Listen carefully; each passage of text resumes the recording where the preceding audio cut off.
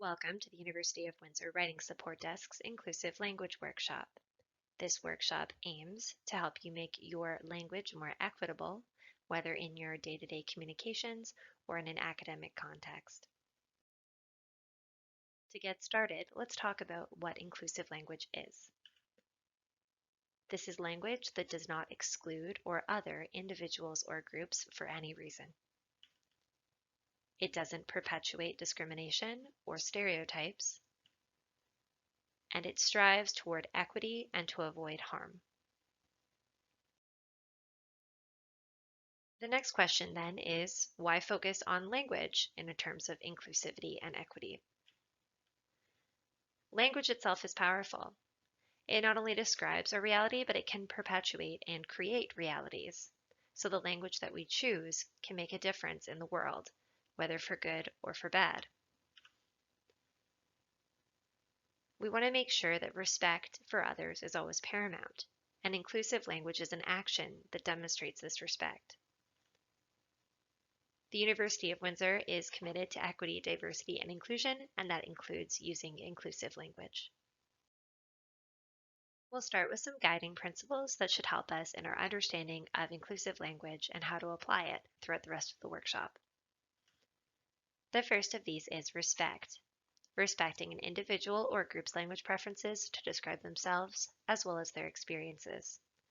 At the same time, it's important to acknowledge that these preferences may vary between individuals and within groups and communities. So never assume that one person's preference applies to everybody. It's also important to recognize that a term that might be appropriate as a member of a group may not be appropriate for use by somebody who is not a part of that group.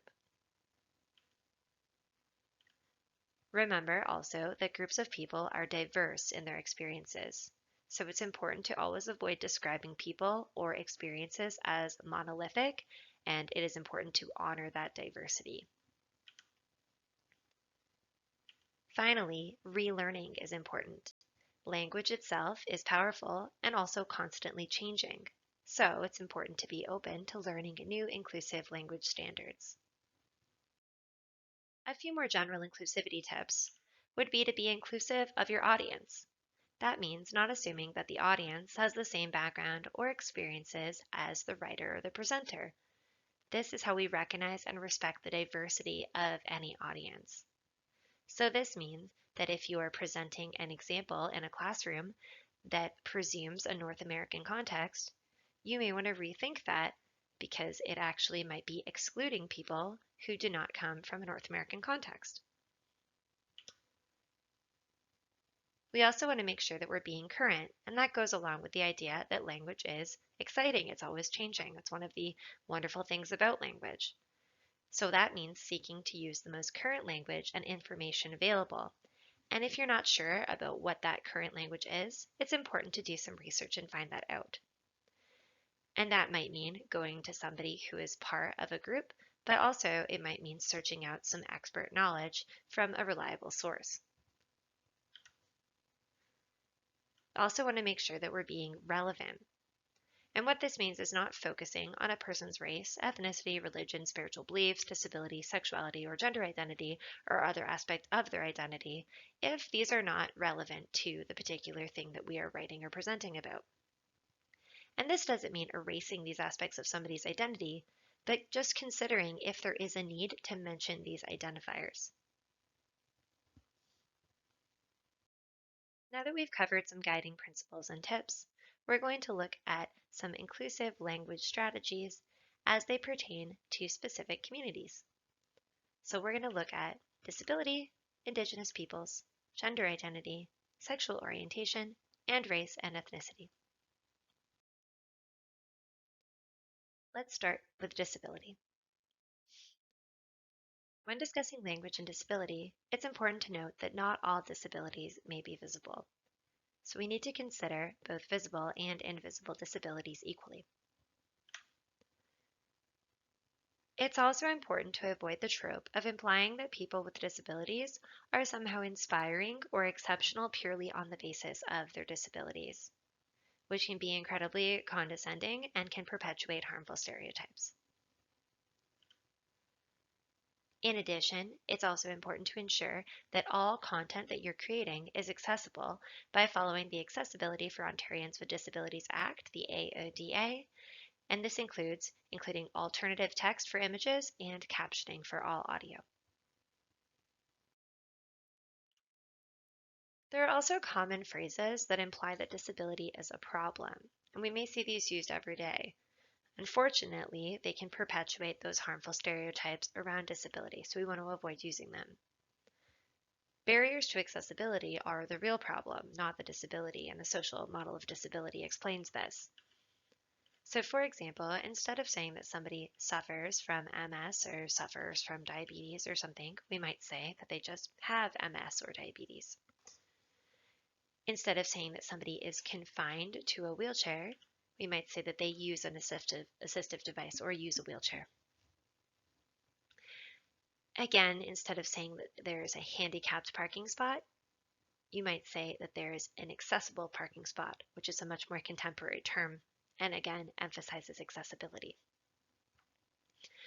Instead of able-bodied, non-disabled is a more inclusive term that doesn't emphasize the physical nature of all disabilities. Again, some disabilities are physical, some are not, some are visible, some are not, so non-disabled is more inclusive here. Finally, crippled is an old term that many view as a slur, so it would be more proper to say has a physical disability. This is a particular case, as we mentioned earlier, in which it may be appropriate for a person within a community to use a term, but not for somebody outside of that community. So crippled or a crip may be a term that has been reclaimed by many people in the disability community to apply to themselves, but again, it is not something that would be appropriate for somebody outside of that community to use. So that's an important distinction to make.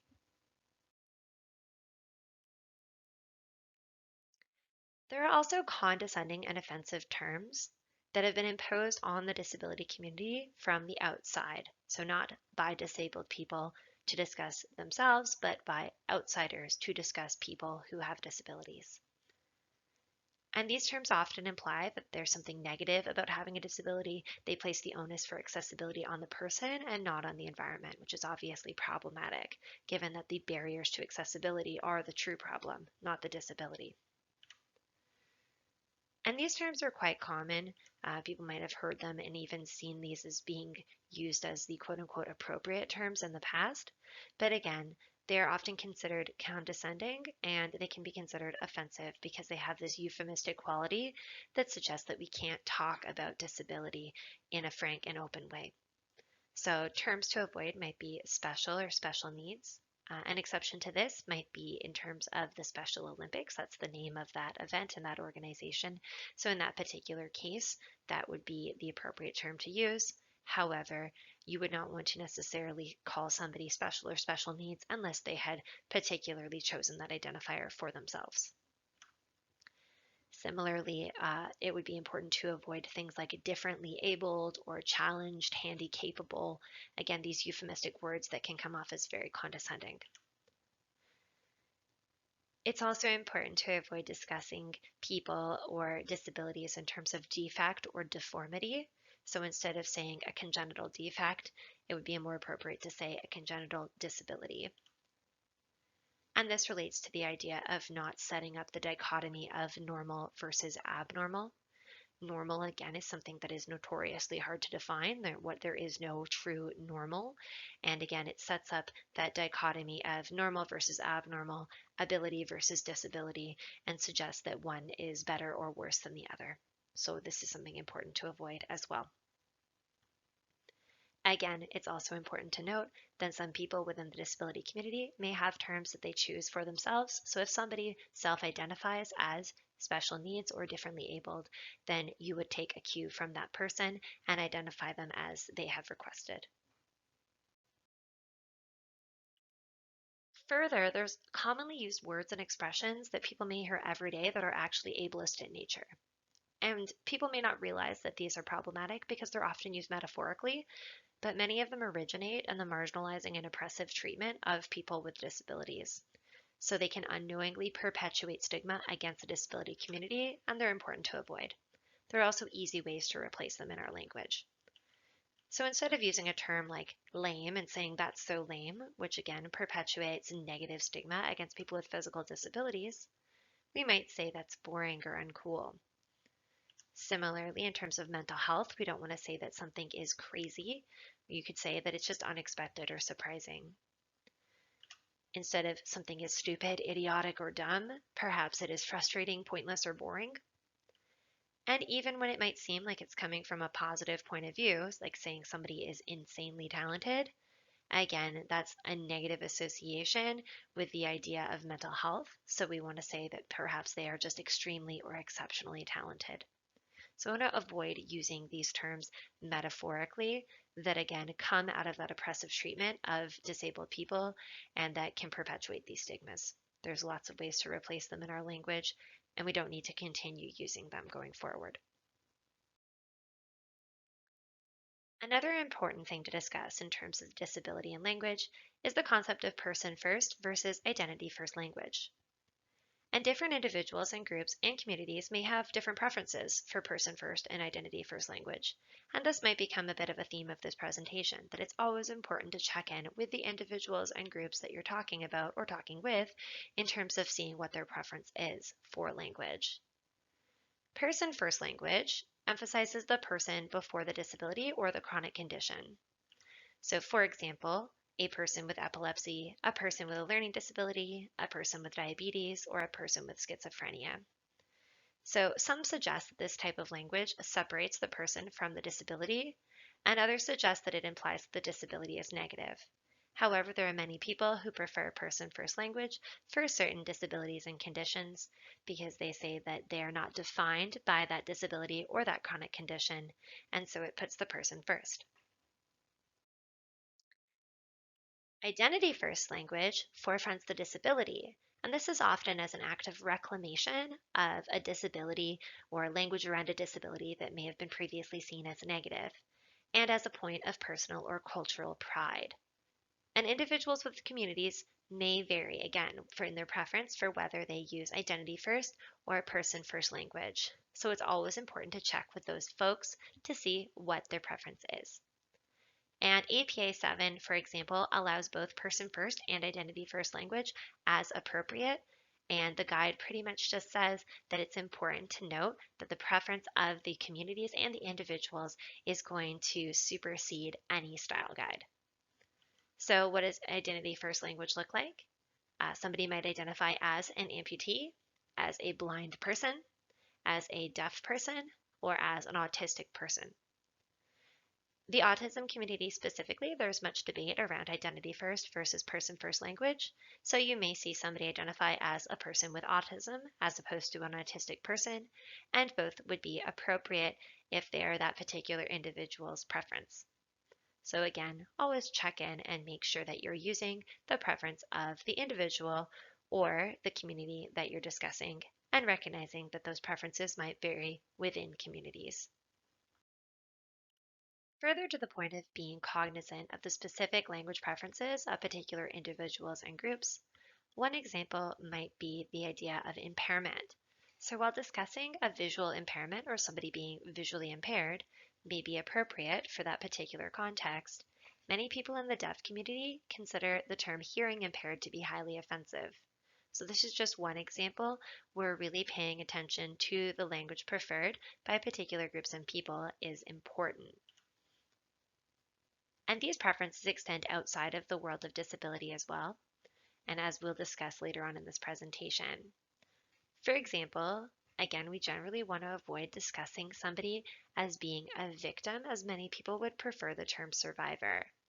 And again, that doesn't mean that nobody would prefer the term victim, but we also have to note that one person preferring a term does not make that term appropriate or preferable to a whole group. So if, for example, one person identifies as hearing impaired, it would not necessarily mean that you would use that term to apply to all people in the deaf community, because again, that can be considered highly offensive. You would want to use deaf or hard of hearing depending on the particular context of the individual that you're discussing. Same thing with the idea of victim versus survivor. Again, even though some people may particularly identify with the word victim, many people would identify with the word survivor instead. So again, we want to apply that as per their preference.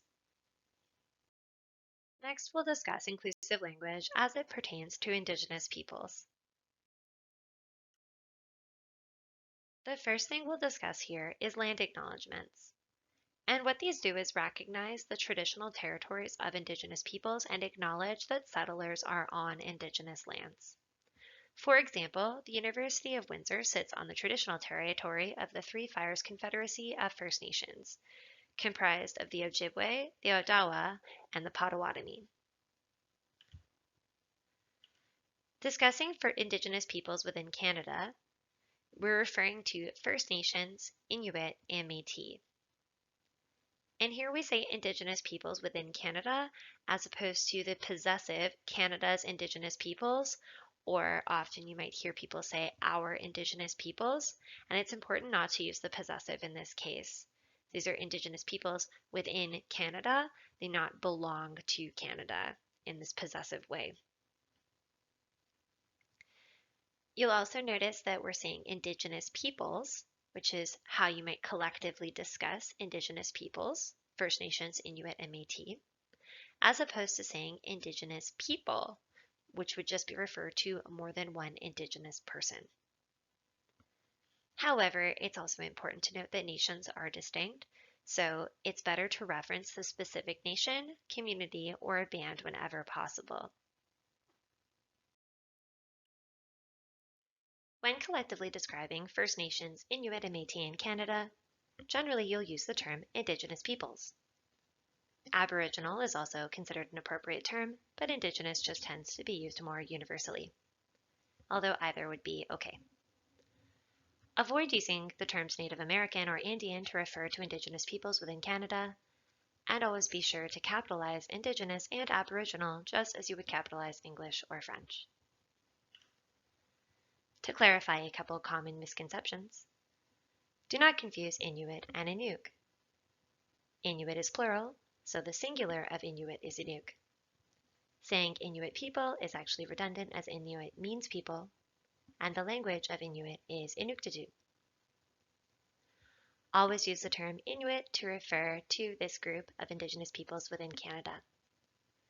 There is an older and offensive term that we've moved away from in terms of describing Inuit in Canada, and you'll notice that a certain Edmonton football team has moved away from using this term as well.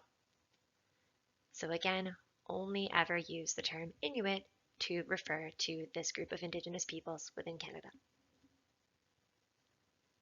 It's also important not to assume that all Indigenous people who happen to be in the Rainbow community as well are Two-Spirit.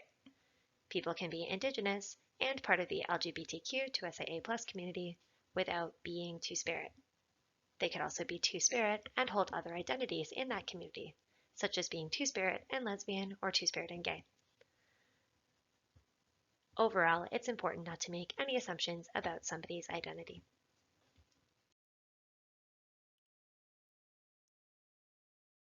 It's also important to avoid appropriating cultural terms from Indigenous communities, and they have specific meanings that should be not used out of context, even though we may see these terms used on a regular basis. They're important to avoid, and there are easy ways to replace them with non-appropriative language. For example, instead of calling a meeting a powwow, people could just call it a meeting. In addition, instead of saying that somebody is at the bottom of a totem pole, you might just say at the top or bottom of the hierarchy. And here I've put at the top or bottom here, as people often use at the bottom of the totem pole to mean at the bottom of a hierarchy, which actually both is appropriative in terms of using an Indigenous cultural term, but also misrepresents that cultural term, as the bottom of the totem pole is incredibly important. This one is very common. People often say that something is their spirit animal when they could just say that they identify with that thing or that animal or person. Spirit animal has a particular cultural meaning within Indigenous communities, and this is not something that should be used out of context by non-Indigenous people. This also goes for phrases such as I found my tribe, where people could just say, I found my community. If you're not referring to an actual tribe, you should not be using the term tribe to talk about a community. In terms of incorporating Indigenous elders and oral traditions into academic work, Norquest College has produced a guide on how to incorporate and cite these oral traditions and this traditional knowledge in MLA and APA forums. And they note that it's always important to learn and follow protocol when contacting and citing Indigenous elders and knowledge keepers. In addition, another great resource is the Four Feathers Writing Guide from Royal Roads University, which incorporates Coast Salish teachings into developing academic writing. Both of these sites are linked on the Writing Support website at uwindsor.ca/writing support, and they're both wonderful resources for incorporating Indigenous knowledge into academic writing. Next, we'll discuss inclusive language as it pertains to gender identity. Much language that we use every day is gendered, even if we don't notice it. That said, using gendered terms in language can exclude people, again, often unintentionally. So using gender-neutral terminology is more inclusive. For example, people will often use the term mankind when they're referring to all people and could use the term humankind. Spokesman could be spokesperson. Ladies and gentlemen may seem more appropriate because it refers to both ladies and gentlemen. However, people who don't identify with either of those terms would be excluded by this. So we could just use the term distinguished guests. And again, more colloquially, people might refer to their friends as, hey guys, when they could say, hey people, hey friends, hey folks, hey all. So there are a variety of terms that can be used to replace gendered language to make sure that we aren't excluding anybody. Gender identity, is important to note, is distinct from sexual orientation and is each individual's sense of their own gender. It exists on a continuum, not just as a binary of male, female. And so that means that all language should also be inclusive of cisgender, transgender, non-binary, two-spirit, gender nonconforming, and all gender-expansive people. A common question around pronouns and gender is in terms of the use of the word they as the singular. Singular they is grammatically correct when the gender of the subject is unknown, when it's irrelevant, or if that subject uses they-them pronouns. There's been a lot of debate and confusion around this, but it's been used this way for hundreds of years, and many dictionaries, as well as the APA, have come out to specifically say that singular they is grammatically correct. Another option to make this grammatically correct and also gender neutral is to pluralize the subject of the sentence so that then you use they in the plural, which is again still gender neutral. So both singular they and plural they are gender neutral and both grammatically correct. When discussing somebody using an honorific, doctor is useful in that it's already gender neutral. So for anybody with a doctorate, or a medical doctor, for example, using doctor is a great way to refer to them without gendering them. Even when somebody is not a doctor, it's always important not to assume their gender, their pronouns, or their honorific. So it might be important just to ask that person what their pronouns are and how they'd like to be referred to in terms of their honorific. So for some examples here, instead of saying his/her, we could just use the singular they. So their. And this is not only less awkward than saying his/her all the time, but it again does not imply that gender exists on a binary. It recognizes a continuum of gender. So in use here, instead of saying each student should choose his classes, we could say each student should choose their classes in the singular, or pluralizing, students should choose their classes, and either would be appropriate. Again, in terms of honorifics, instead of using things like ma'am, sir, Mr., Mrs., or Ms., all of which are gendered, if we don't know that person's gender or we're assuming their gender, it's important to either ask for the appropriate honorific Or again, if that person has a doctorate or is a medical doctor of some kind, use doctor whenever that's applicable because it is already gender neutral. It's also important to note that we should only use the pronouns identified by an individual and no other pronouns to refer to them. So always use those correct pronouns identified by that person. Being aware at the same time that these pronouns may be neopronouns, or they might be gender-neutral pronouns. This means that in research, it's important to avoid providing only binary options for participants to declare their gender or their pronouns. So saying just select gender, male or female, is very limiting, as people may not identify as either male or female. A better option might be to allow them to write in their gender.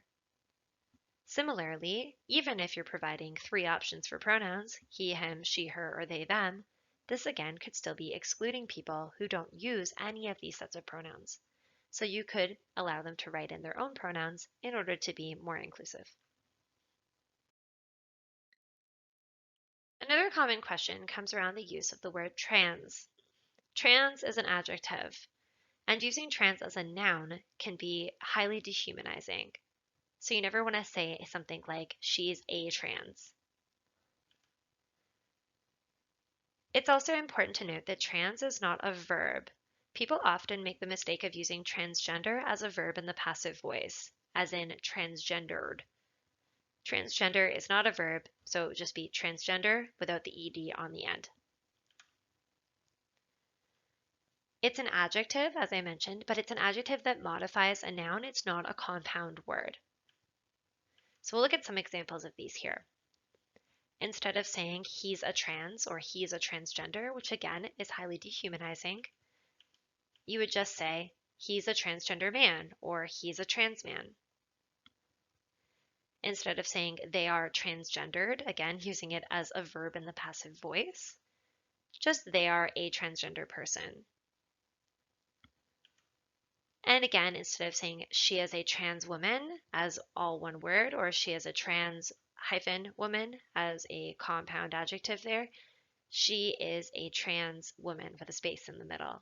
So trans is an adjective that modifies the word woman. It is not a compound word.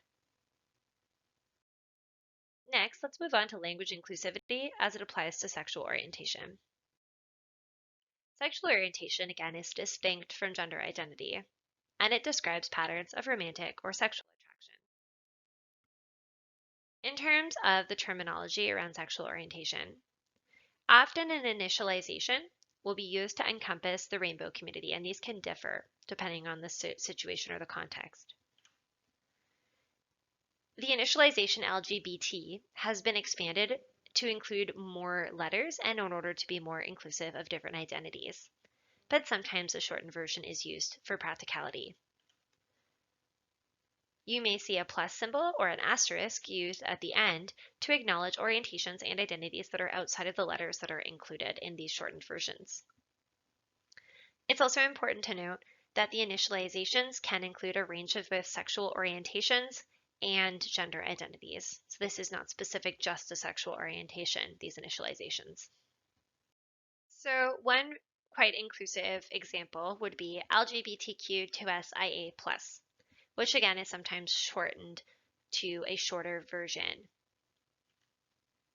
This would describe lesbian, gay, bisexual, transgender, queer and questioning, two-spirit, intersex, asexual, and then the plus again to include identities that are not included in the initialization.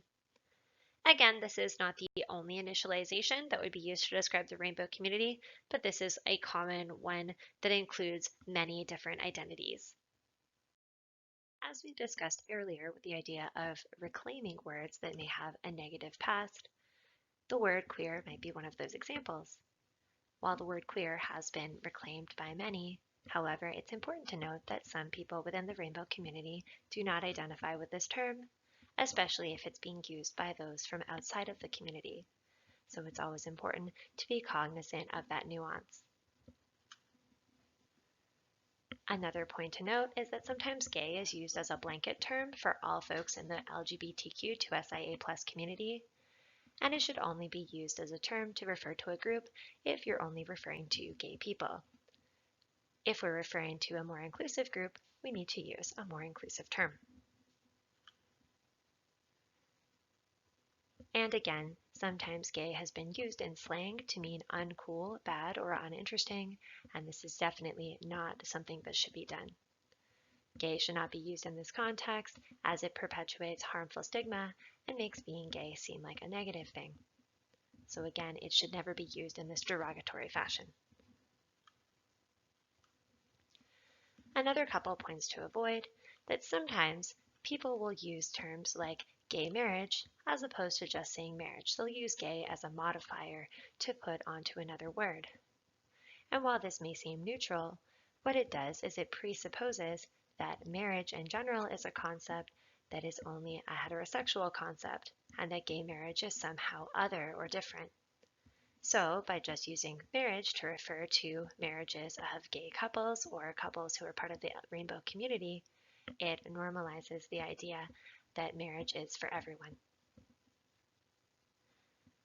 Another common issue is that people will sometimes refer to sexual orientation as being a lifestyle or a preference, which implies a choice, when it is more appropriate to refer to it just as a sexual orientation. And finally, again, remember not to refer to the gay community unless you're only discussing gay people, and be more inclusive if you're referring to a more inclusive group. So you may hear the LGBTQ2SIA+ community, or a shortened version of that initialization, or you might also hear the rainbow community used in order to be a shortened version of that as well.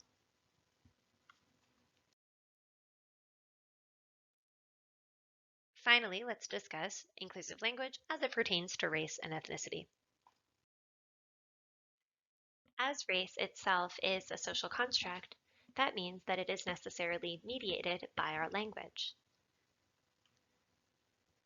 Again, it comes back to that idea of always only identifying individuals and groups with the terms that they choose for themselves, and never imposing language on anybody. One common misconception that people might have is that they consider Black and African American or African Canadian to be synonymous, when that is not necessarily the case. Somebody can be Black and not be African American or African Canadian. So again, it's important not to consider these terms synonymous and always check in to identify the terminology that an individual prefers. Other common questions around race and language might include the use of the term visible minority, which again is a little bit of an older term that is falling out of use in preference for the term racialized person or racialized community. The term racialized person or community again puts that focus back on the idea of race as a social construct, and also brings to the forefront the idea that the society has marginalized or racialized that person or community.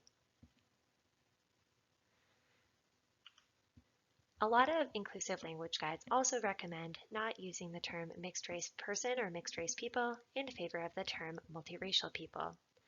However, again, it's important to note that there are many people who would self-identify as being mixed race as opposed to being multiracial, so it's always important to check in.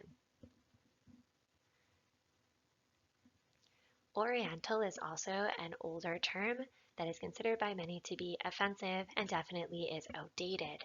So again, instead of using this old and offensive term, it's important to substitute even just using Asian, or more specifically, the nationality of the person that you're referring to.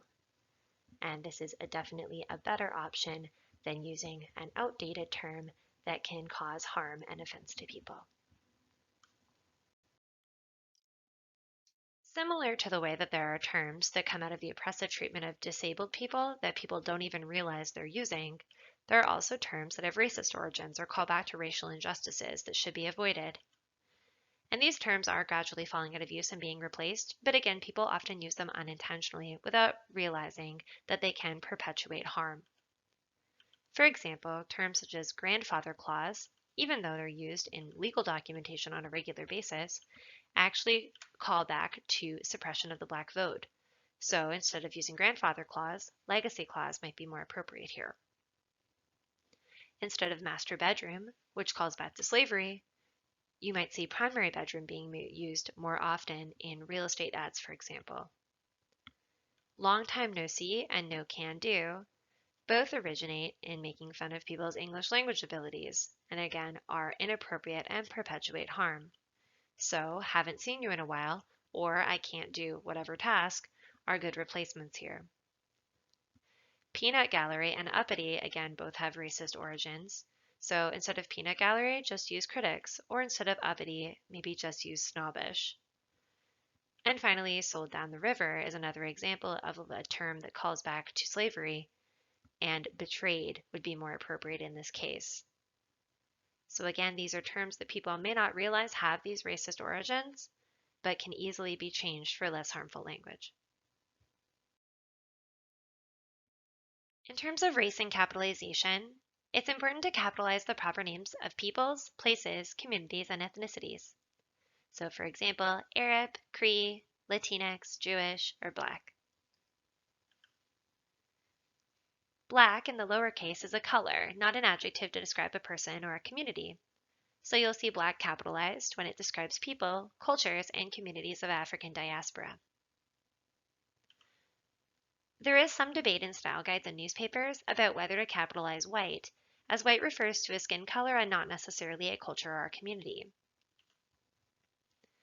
While the APA style recommends capitalizing both Black and white when they refer to people, the Associated Press and newspapers that use this style do not capitalize white, but they do capitalize Black.